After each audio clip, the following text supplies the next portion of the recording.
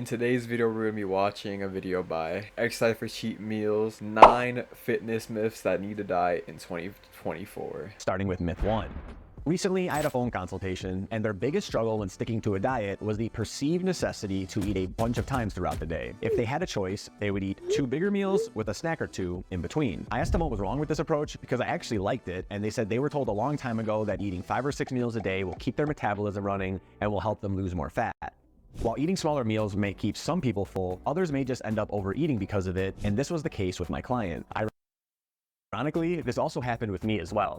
Yeah, the science shows that the most optimal way to grow muscle is by eating 5 times a day, but that's the optimal way. 4 times is just as good, and 3 times is good enough, right? 5 is like the optimal bodybuilder want to gain as much muscle as humanly possible, and 3 and 4, you're basically gonna get 99.7% of the results. If I try eating a bunch of smaller meals, I get hungry in between meals, and end meals per day, I am keep your metabolism running, making you lose loss, which we will go over in depth. Calories in and calories. If you are burning more calories, individuals consuming that. Speaking of feeling full, simply subs love foods, and all I can tell you.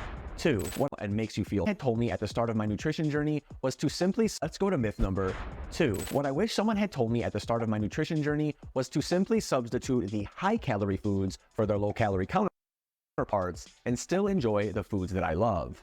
While I can temporarily stick to eating chicken, broccoli, and rice, after a couple of weeks, I don't feel satiated from those foods, and my hunger grows for all of the foods I know and love. This would cause me to eventually give in and binge eat on an assortment of— Very true. This is one of the best ways for dieting. Just find the low calorie substitutes. Eventually, it might not taste as good as the real thing, but it doesn't need to. It can be an 8 on 10, and you can have it way more of it for way less calories. And yeah, you should be doing this. On coaching or order a personalized plan have already incorporated intermittent fasting into their routines. For those that don't know, intermittent fasting is when someone limits their food consumption to a certain period of the day. One of the most common protocols being 16-8, or 16 hours of fasting with an 8-hour feeding window. When answering the questionnaire of why they enjoy their current diet, a common answer is because their body goes into starvation mode, causing more fat burning, thus more fat loss, and that it increases autophagy, or cleaning of the cells.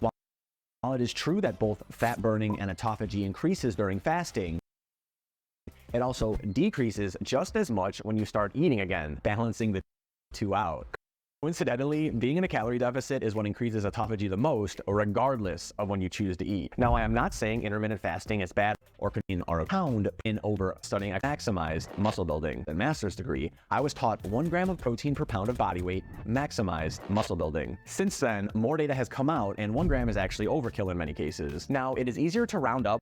Yeah, of course. Autophagy will actually occur if you go hard enough on exercise. So that's one. And yeah, fasting, don't think of it as oh, one day I'm burning fat, one day I'm building muscle. No, think about it like there's phases to it throughout the day. Like you don't eat, you're fasting, you're gonna be burning fat. When you start to eat, you stop burning fat and start to build muscle. So that's basically how you should think about it. It's just little phases throughout the day. It's not just, oh, I'm burning fat, I'm not burning fat. One day I'm just building muscle. No, it's just phases, like burning fat all throughout the night because I'm fasted. Breakfast, start to build muscle. Been a couple hours since I've ate, start burning a little fat again. Eat lunch, boom, more muscle. Muscle protein synthesis can occur up to 5 times a day. So eat at least 3 meals a day. But you can eat one fasting, eat 1 big meal a day, still be healthy, but you won't gain as much muscle as if you ate like 4 to 5 meals a day. Yeah, very true. You really only need 0.8 grams of protein is what the studies show, and you want more 0.1 when you're cutting just to be safe. But yeah, you should get enough protein anyways if you're eating enough carbs and fats, because if you eat enough carbs and fats, you'll use the protein to build muscle and not for energy. So yeah. Gym, I was in the mindset if I didn't go 5 days per week, there wasn't a point in going at all. Or if I missed a day, I completely derailed my week somehow. Yeah, I know, makes no sense. There was even a point where I lifted 7 days a week with a ton of volume because I thought more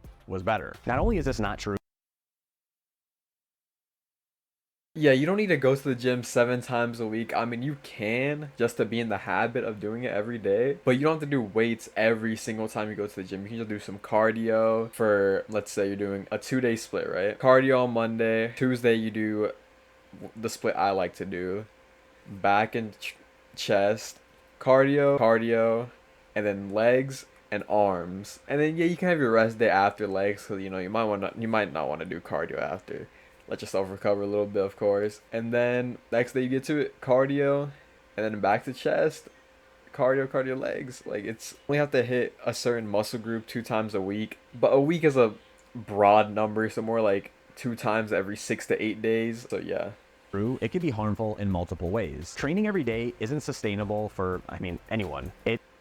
Yeah, if you train with like a lot of intensity and high volume 7 days a week, you probably aren't gonna recover, and you might actually, or actually not even gain any muscle, because your body's just trying to survive, trying to recover just to heal the muscle. But if you don't let it enough time to rest, it's never gonna be able to heal. So you probably lose muscle or just not build any. You just will only want to recover because you added so much stimulus. That's what they say: stimulate, don't annihilate. Because if you annihilate the muscle too much, you're just not gonna be able to build muscle. Your body will only want to recover the muscle it already has. And if you're doing a 7 day split and it's one body part per week, that's only 52 times of training per week instead of 104 if you just do it 2 times a week. So yeah. It not only means you have no rest days for your body to recover, but you have to make time every single day to go to the gym and give high level effort. Many people will hear this and quit before even starting and end up great result 5 day plan. Well, vacation is coming up and you tell yourself between the workouts are solid muscle groups at all, which isn't ideal. Instead, work out, whether that be at home, be those fans who have the if it's there are people going to still heard the story gain all the weight back. And alright, well, that's it for this video. If you want to see the original, link in the description. Go check out Exercise for Cheat Meals. Great recipes. Also has a cookbook with amazing